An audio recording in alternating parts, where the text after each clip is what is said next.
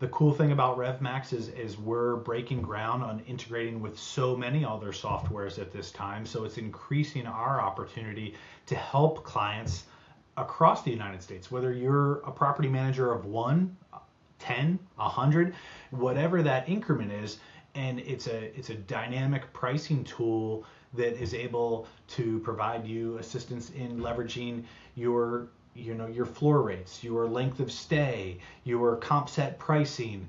It has all of these tools layered in so that you're able to capture the greatest opportunities to drive your revenue to its greatest potential in its market.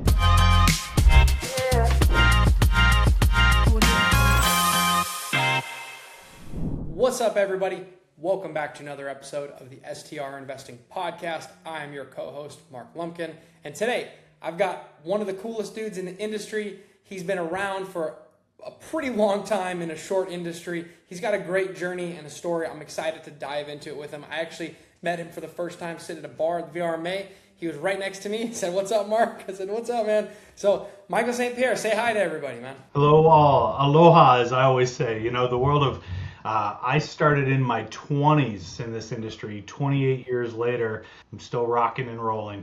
And I broke my teeth in this industry in small town in Vermont. Immediately, 3 years later after graduating college, moved into the world of Hawaii, and I've kind of moved my long way throughout the space in this industry and deeply passionate about what we do and how to help homeowners, how to help investors, how to help, large property managers. So stoked to be here today, Mark. Yeah, man. Excited to have you on. Thanks for joining us. And we're excited to just kind of learn from your years and years of experience and just how you've kind of worn a lot of different hats. But at the end of the day, it's probably been the same mission, which is create great experiences for guests, run profitable short-term rental businesses, make good partnerships with people that have services and tools that you need to leverage. And I would assume that no matter where you've been, that's probably been the same kind of mission statement. But I'm curious about your just like what got you into this, because most people don't wake up one day and say, "Hey, mom and dad, I'm going to school to become a short-term rental property manager," or it's not on our radar, right? We're not little kids being groomed for that. So what got you into the short-term rental space? How'd you dip your toes in it? 19 years old, was in college to be a PE teacher. The world of, I've always been a coach, still a coach to this day of soccer, basketball. It lives deep in my heart, but I went to school to be a PE teacher.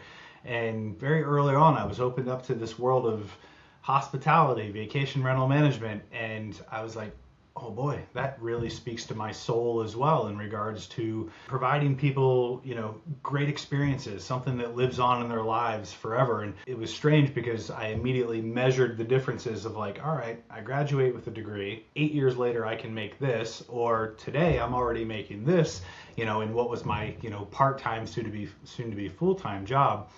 And I followed that passion. I worked for a smaller company based in Stowe, Vermont, the Snowflake Mountain Resort and Spa. They were a mom and pop's property that had a nice collection of hotel properties as well as a large collection of your condo properties that we provided that vacation rental management for. And I was like, wow, I love the experience. I still to this day have families that I took care of at the age of 19 that still connect with me, checking in on how I've evolved in the industry, now what my kids are doing. Their kids are grown up. I've been invited to their kids' weddings. It's outrageous in the connections over time that I've been lucky enough to have. And so, yeah, that kind of kicked things off at the age of 19 in a small little spot in Stowe, Vermont. It's crazy, man. And for a lot of people that don't know, like, Vermont definitely has some pretty booming tourism. And so what does your guys' tourism look like? Is it different than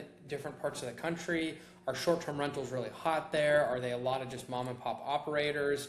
Fill us in a little bit, because I don't really know anything about the Vermont short-term rental industry. And representing actually my Vistra hat today, actually, even unbeknownst to jumping into this call, I just looked up as you asked that question. Vermont is home for me still to this day. I represent clients in my current role, throughout the United States, but Vermont is such a unique state. And yes, we have our ebb and flow of business of your your peak seasons being obviously your ski season as well as your summer season, which randomly draws in a higher tourism visit number, but doesn't draw maybe the same average daily rate, your same ADR. And Shirley has the world of the serene seasons, your shoulder seasons of, we joke in Vermont, what we call mud season, which everyone else in the US calls spring, because here it's just you're truly buried in mud. So we can't mountain bike, we can't hike, we can't ski. So it's the only time of year where we truly have a shoulder.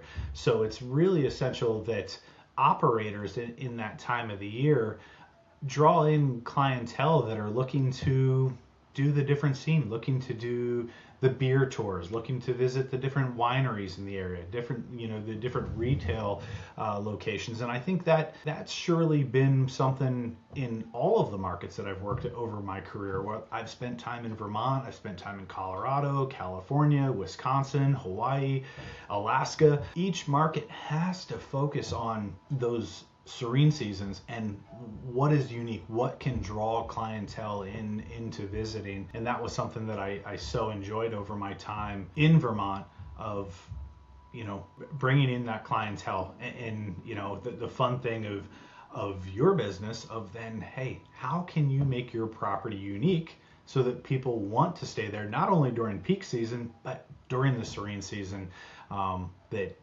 makes it so that it's an experience. And I find one thing so unique about STR Cribs is I got into the industry, and it was my first experience of receiving training was called my Spirit with Aloha training, and it was all about service from the heart.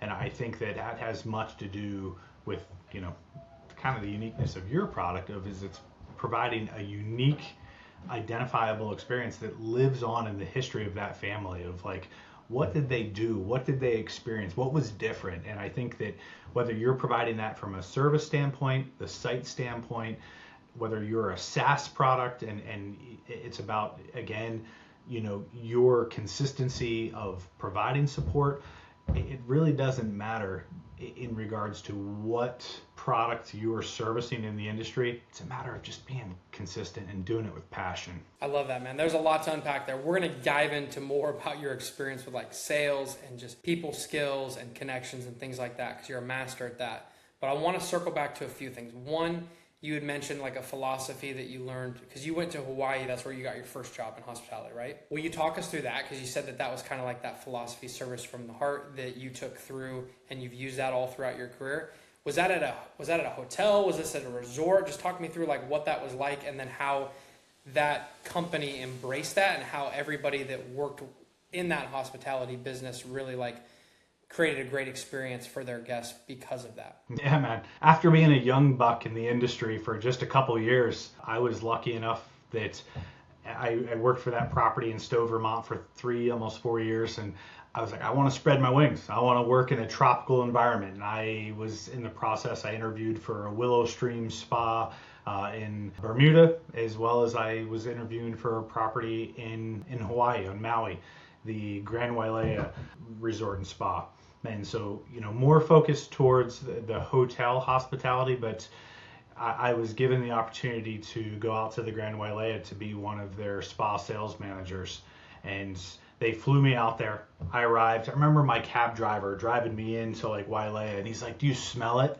And I said, "Do I smell what?"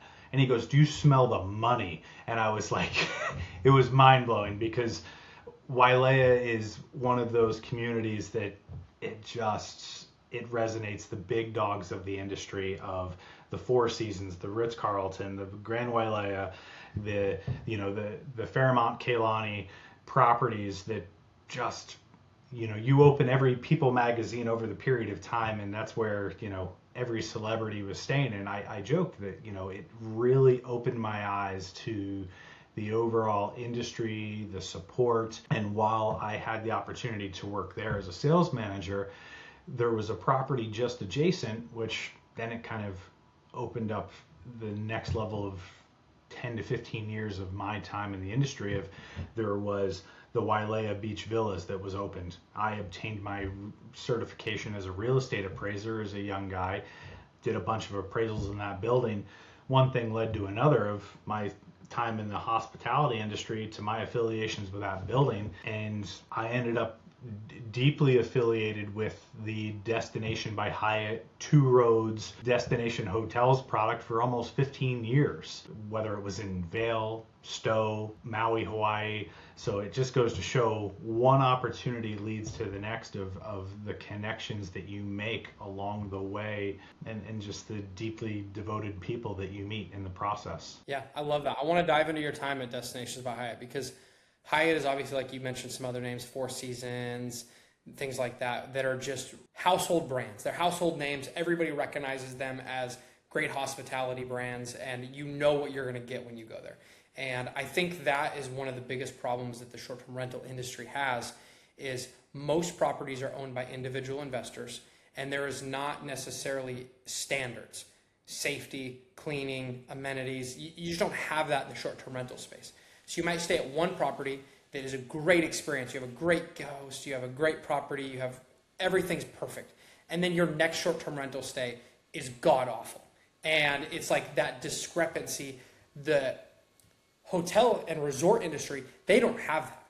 Almost everybody has the same exact experience. You go to a Hyatt in, like you said, in Vail or in Maui or in Vermont, you're going to have almost the same experience. And so what were some of your takeaways at 15 years with Hyatt? What are some of your takeaways that currently transition and people are doing in the short-term rental industry? And also, what are some of your things that you learned that most people in the short-term rental industry aren't doing? Because in my opinion, they're very similar, but there are very few people that look at what hotels are doing successfully and realize that those are some of the same things they should be doing with their property as a short-term rental. That was kind of two questions there. But it's basically all around the same spirit of, what did you take away from your time at the Hyatt that is transitioning into the short-term rental space? It's wild. You touch upon some things very passionate in my heart, because throughout my time in the industry, I brought to each location, when I was like a director of operations, I brought the same housekeeping director along with me. Why? Because the individual is my mother. So I was lucky enough that I actually brought her along to so many different properties as my director of housekeeping to a couple different locations. And the reason being is, when you then rationalize the world of the big question that you're asking of, as you look at the bigger picture of the vacation rental management industry versus the Destination by Hyatt. And the cool thing with me is I was within the Hyatt brand, but I was within that product that was, unique, is each property had a vested owner. And I worked in a lot of condotel buildings. So within those condotel buildings, yes, there were standardized procedures for housekeeping, for maintenance, for preventative maintenance, for security, versus the large majority of our properties in the industry. You don't see that level of consistency. And I think that many of the advocates that are out there trying to drive a streamlined process, I love getting behind them and supporting their intentions, of individuals that I've grown close to, of like a Sean Kemper that is establishing a procedural use of the cleaning products across the board, or a Jonathan Wicks with Well and Good, or Justin Ford with his intentions with Breezeway, and trying to implement a standardized process. Because how can we protect ourselves? It's educating everyone across the board, whether you support and you manage one beautiful property or you manage 1,000 properties.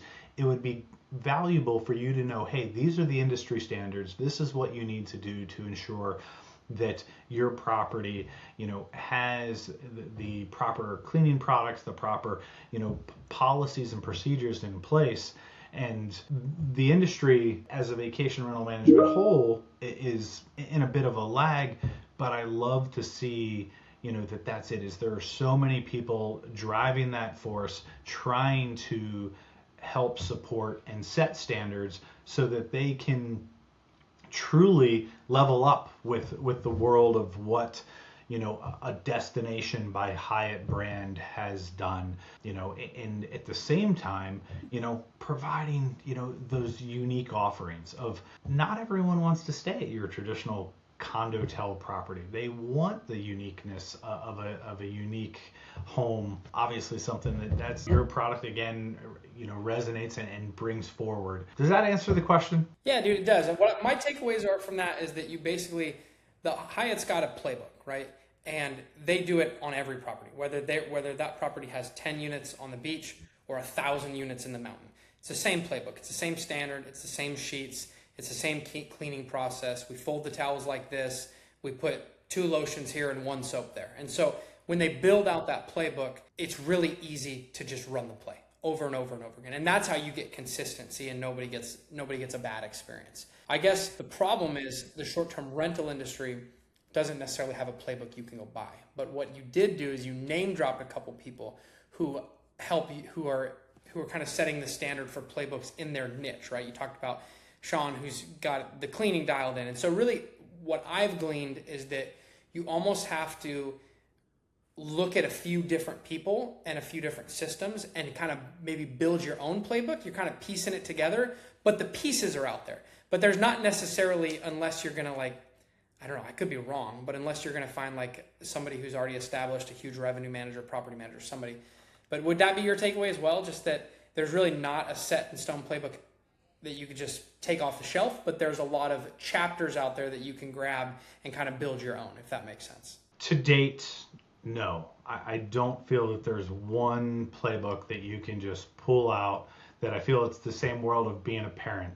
They don't offer you a playbook at the time your child is born, and you still have to look at options, especially the world of when you're unique in the essence of you manage 1, 2, 3, 4, 5 properties, of what are the right tools, who are the right products, the right purveyors to support my needs for the success of the property. And I think within the industry, they're getting closer. Funny that I say that as an Inhabit guy, to streamline the process, because that's our property management software is streamlined, but it was providing that consistency of providing an all-in-one tool solution. But again, it has to work for everyone. And the cool thing about the industry to date is there are options. I think it's important to not overinvest in a tech stack that doesn't properly service your needs, or a support stack that doesn't properly service your needs. I think it's all about doing your due diligence and driving that success of, truly connecting with those people in your market that have a pulse on what's working, what's not working, and digging in before just throwing caution to the wind. And I think, to me, those are the people that are the most successful. Yeah, definitely. There's, at the end of the day, there's just some work involved, right? Most people listening in right now, that's the takeaway, right? Which is there's no out of the shelf. You're not buying a McDonald's franchise on this thing where they tell you to fry the fries for 33 seconds at 350 degrees, right? That doesn't exist. You've got to kind of create your own playbook. You've got to leverage the great tools and resources and people out there, like this podcast you're listening to, like reaching out to Michael for revenue management, all the great stuff his team does, and software tools. But you've kind of got to build your own playbook around your property. And I think the biggest mistake a lot of gurus kind of mislead people to is they're saying that buying a short-term rental is passive income. It's just not. There's a lot of work involved. And if you want to have passive income, just go give your money to Warren Buffett and Berkshire Hathaway, let them do something with it. But if you want to do your own thing, it's going to take some work and some skill and some knowledge and some hard lessons learned as well. And so that's kind of leads me into my next question, which is I've talked to a few people. I've talked to a few people in the industry that have about as much experience as you do, Michael, but not many. I call it the quarter of a century, right? You've been in this over 25 years, man, and you're in a very select few group of people. What have been some of the biggest, really been some of the biggest lessons? These could be business lessons, life lessons, but when you sit back and you're having a beer on Friday night and you're like, what have I learned over the last 25 years? What would be kind of some of the 1 or 2 biggest key takeaways that you've put together? That's a deeply loaded question, especially after all these years in the industry. And I think that in going through your decision process and making decisions based to the future direction of your business, of leveraging, what has worked, whether specifically for you or leveraging specifically those in your market, connecting deeply, and that's from personal as well as a professional level of finding what is it that people want? What is the desire of the product? And again, just for the success of your business, choosing happiness. Because if you're happy in what you're doing and the product that you're serving and the product that you're selling to a potential client, it's easier. It simplifies everything. And I think that in the bigger picture of life, we all joke, man, if you choose happiness, great things will come. And I think that's easy to say, but at the same time, our industry, I'm sorry, is not rocket science. It is a very simple industry about, and this goes back to my aloha with training, training in Hawaii of, you take a one-time moment and you turn it into a lifetime experience. And I think that means so much in regards to the accommodations that you create, to the experiences while they're on site, to your connection to your clients, to whether you're selling a SaaS product like I sell today of, hey, how can I help you? What can I do for you? The engagement, I think that those would be the biggest takeaways for me in regards to what have I learned over 28 years of so much has to do about the passion in your heart of creating an experience that sets the tone and success. Love that, man. I love that. That was a tough question to answer, so you did well. I would say your expertise, and correct me if I'm wrong, but it's really been in like connections, and you're a people person, man. You meet a lot of people. The fact that you knew my name when we sat down, and I didn't know you. I knew you because we connected on LinkedIn a bunch of times, but it was just like you were just like, "What's up, Mark?" And so it's just like you're a supernatural salesman, and in a very small industry where we go to one of these events. And we might see the same 1,000 people, and we're like, I know them, I know them, I know them, I know them. And so it's a very tight-knit community. It's very small. I would love to talk through just like what your experience has been like and how you've been able to leverage, obviously, your naturally talented charisma and charm, as well as like realizing that, hey, this is important. It's not just to get the sale. I need these connections. I might need that person in the future. They might need me. And so I think that, how do I want to put this? I want to say basically that your ability to connect and be part of a community and add value to that community will directly reflect on the amount of money and success that you have in that community. And if you ostracize yourself and you are completely on an island, you won't get any referrals. People will talk badly about you, and that in the world of an industry that's massive, it's not a big deal. But in a small industry, that sets you up for failure. And so, what have you learned over the years of just like make connections? How have you leveraged that to build your own personal brand, to have success in business? And just talk me through that. You hit the nail on the head, brother. At Burma, I saw you at the bar sitting there by yourself. I was like, I have not met you face to face. And I was like, oh, hell yes. I was like, this is happening right now. Sat down to enjoy our first beer together. And I know the value of that networking plays huge exponential growth to the industry of continuing to just resonate with people, identify, hey, this is my experience.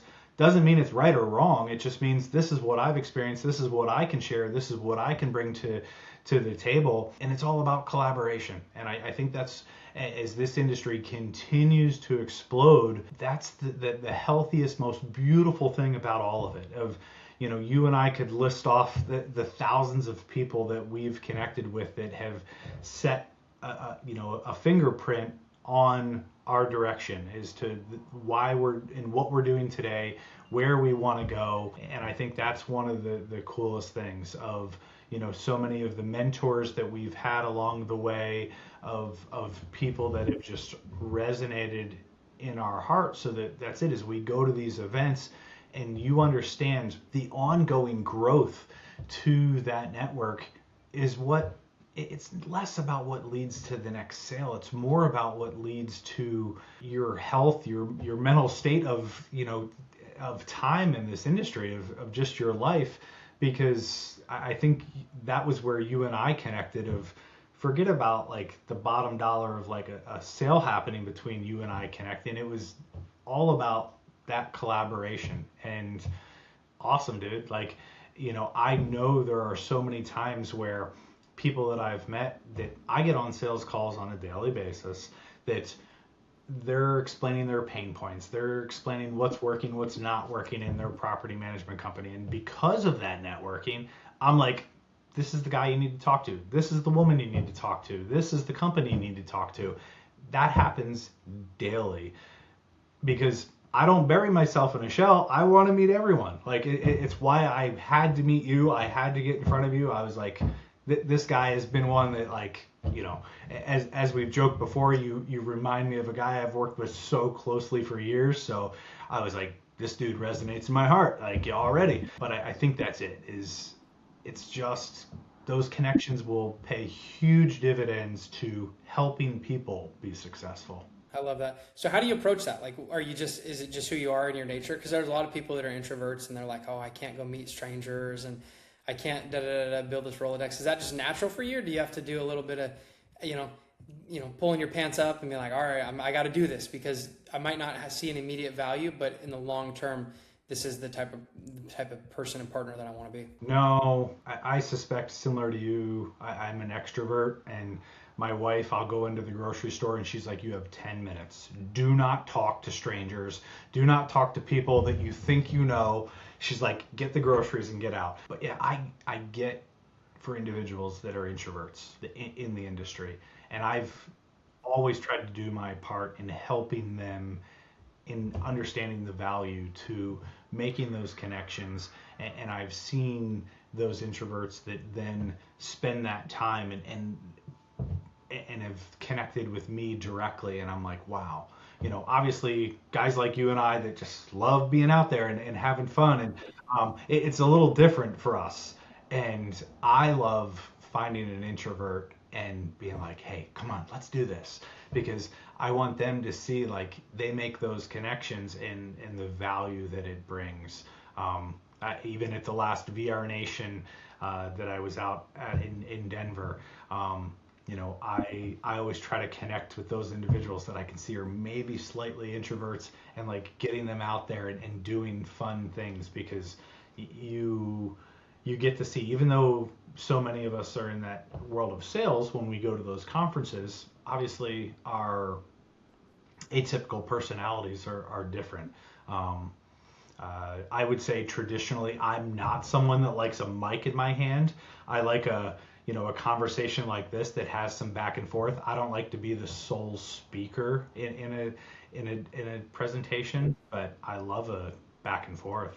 I do too, man. I don't like it either. Even when I spoke at the VRMA last year, I had to have a lot of crowd participation. I had to ask a lot of questions and engage with people. I've never been a big fan of just monologuing. I feel like it's boring for whoever's listening, and it kind of just makes me feel uncomfortable. So I'd rather have a conversation. And I do too, man. It's the same way. And I'm like, put me in a one-on-one, 1-on-20 conversation where we're all engaged, and guess what? Like I feel great about it. But you put a simple mic in my hand and tell me to just tell a story, I'm like, that's not me. I'm like, I want to have that engagement. I want to hear what you've done, what's made you passionate, like what makes you click. 100%, dude. 100%. So for the sake of time, because I know we could just chat all day, but I would love to talk. We talked about the past. We talked about some of your experience, talked about what you learned in the industry, but I'd love to talk about the future, right? Where it's an interesting time. There's so much happening. We've got the big, beautiful bill that passed. A lot of new investors are coming in, people with no hospitality experience, and a lot with no real estate experience either. They're coming into an industry that's new to them. A lot of them are listening to this podcast today and hopefully learning some stuff from you. We've got AI changing so rapidly that a year ago we kind of joked about the silly AI videos that were just cheesy and corny, and now you watch something and you go, wait a second, is this real? And you've got so many new tools and robots coming out that people are talking about putting in their short-term rentals. It's just an interesting time. And so when you take your experience from the past and you look to the future, what do you think is going to be the winning recipe over the next 2, 3, 4, 5 years for people that are in the short-term rental space? Boy, great question. And it's about a layered approach. 1,000% be receptive and accept the world of AI. I know I've layered it into my sales approach, my communication, my full versatility. I've worked for companies such as Extent Team that was layering in the versatility of AI with automated response, tools. I think that every time you look at the world of AI today is an example of this is the worst AI is ever going to be, because tomorrow it's going to be better. The next day it is exponentially going to be better and going to be a greater tool. So how do you leverage that so that you can work smarter, not harder in your business model?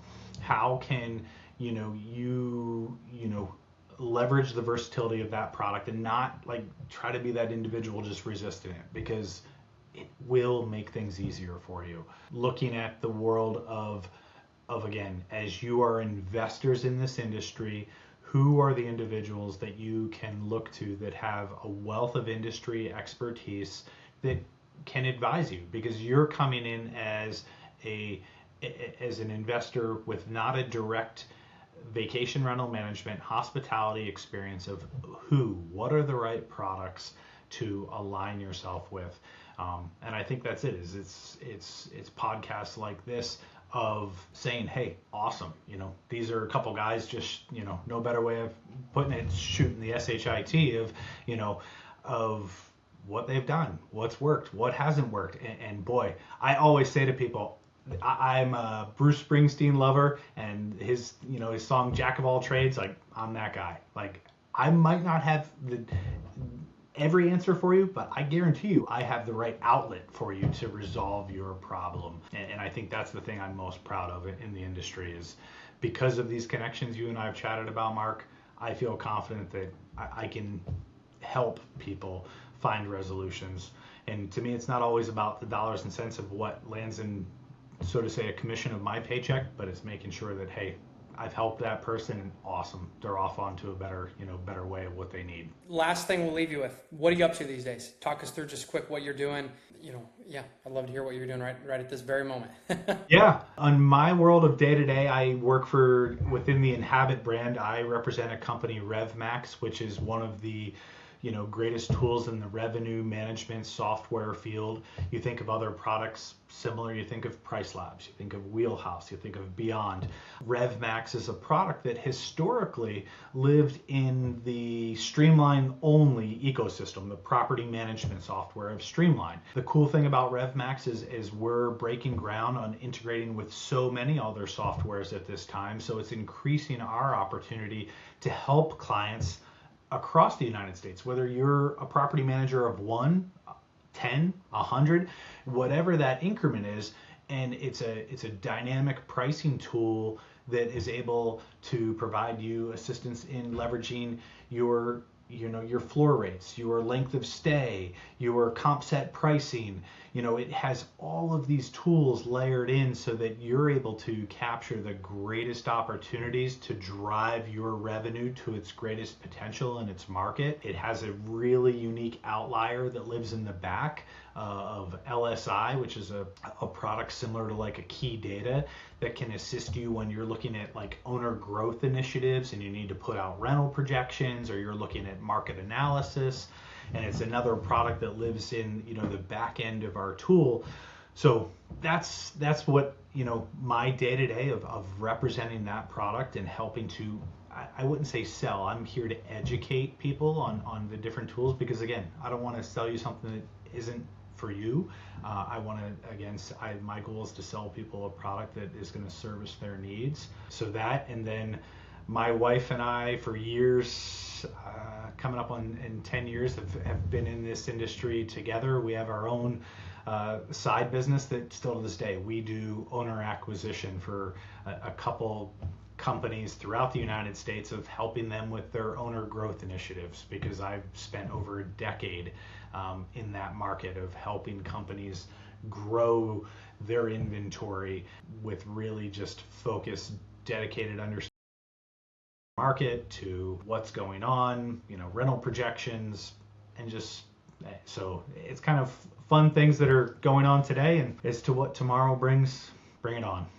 I love it, man. Michael, thank you for coming on, man. How do people connect with you? You want me to drop your LinkedIn link in the show notes? What else? Email? What's the best way people get a hold of you? I say LinkedIn because to me, again, you and I both, or those individuals, like I've focused on growing the wealth of that platform because I don't want you to just connect with me. I want you to connect with everyone else that I've connected with, because if you can find someone else in my connections that can service you, awesome.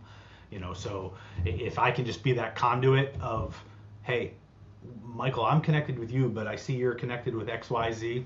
Let me be that guy. So that's the most important thing to me. Michael, thanks for coming on. Guys, thank you for tuning in. Thank you for being the best part of the STR Investing podcast.